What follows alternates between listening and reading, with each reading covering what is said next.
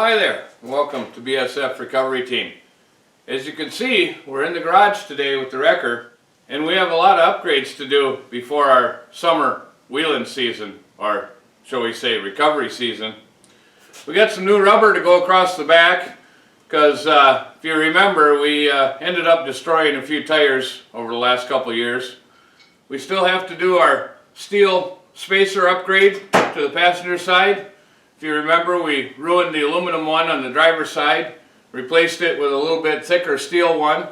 So now the tow truck it's kind of wider on one side than the other, so we better balance that out. We have our front drive shaft so we can get rid of that clicking noise.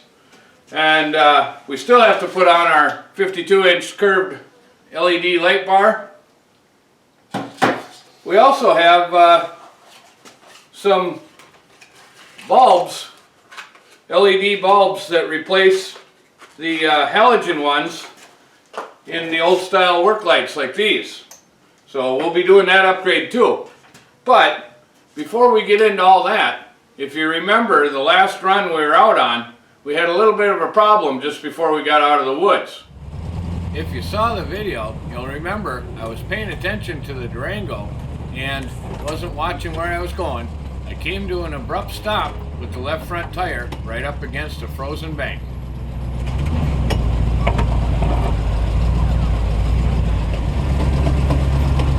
Can't turn right.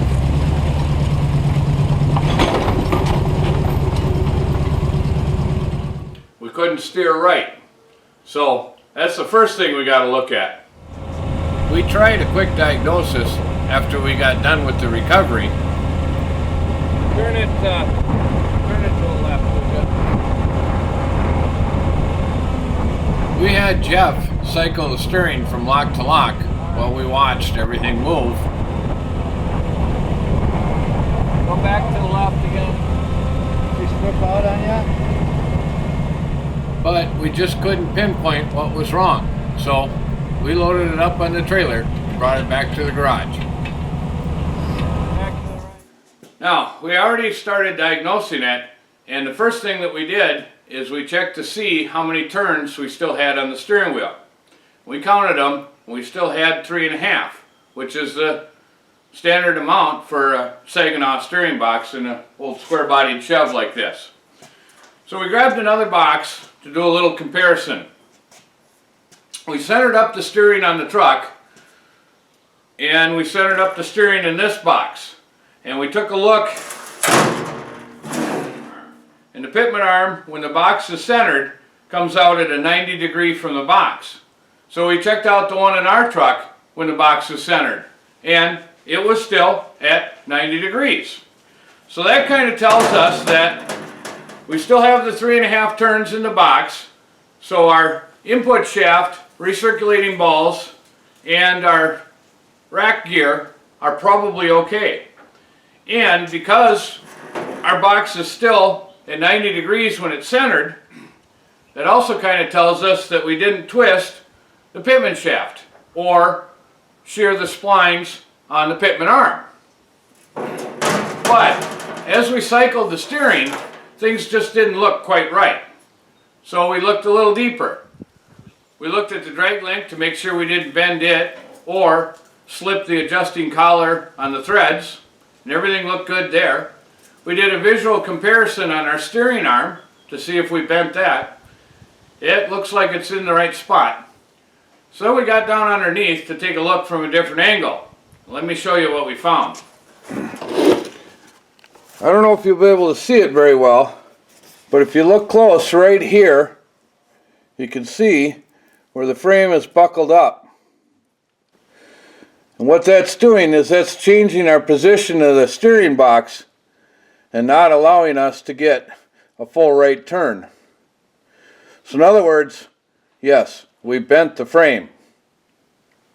I'm not sure what we're going to do to fix that, but I know the first thing we got to do is we got to take everything apart so we have a bare frame sticking out that we can do some measuring to. Well, the first thing we need to do is we need to get the bumper and the winch off. Then we need to take the front clip off. So Jeff's disconnecting the cables right now. We're going to take the bumper and the winch off is a complete assembly.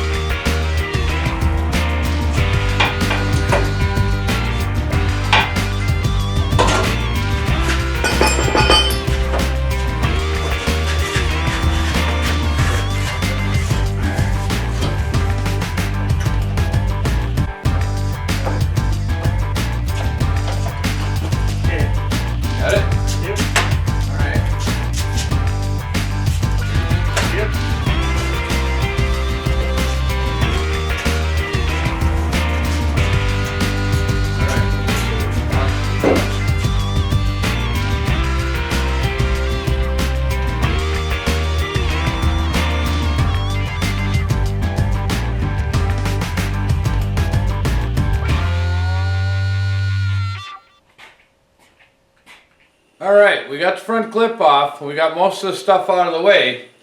So now, you want to take a little better look at the frame and see what we did? Okay, here's where the steering box mounts. And if you look underneath here, you can see the buckle right there. And that's making this whole front part of the frame where the steering box mounts dip down a little too much. So now we got to start figuring out some measurements to see how far we got to try and bend it back or pull it back. Okay, with just an average carpenter square here, we can go on the top side of the frame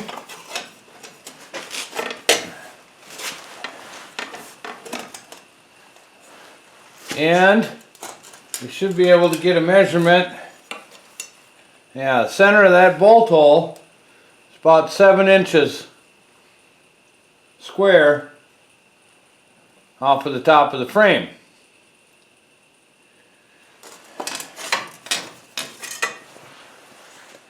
And now if we measure from a fixed point, say our bump stop mount here, to our front hole, we have about 15 3/4 in length to our top hole. Now let's go compare that to a frame I have laying in the grass that's straight. We do the same measurement like we did on our bent frame to this one here. Looks like we have about 6.5 to the center of the bolt hole and about a even 16 inches to our other bolt hole. That means our frame is definitely bent. It looks like we're definitely going to have to pull this forward to get this straightened out. The other thing I noticed is this bump right here where the steering box mounts is sticking out about 3/4 inch. The one on our frame in the grass to compare it with, well, that one only sticks out about 1/2 inch or a little less. So this is definitely pushed out here too. We're going to have to fix that. How are we going to do that? Well, I have an idea, but that's going to be saved for another video. Stay tuned. Thanks for watching BSF Recovery Team. Keep wheeling, stay safe, and maybe we'll get back out there in the woods.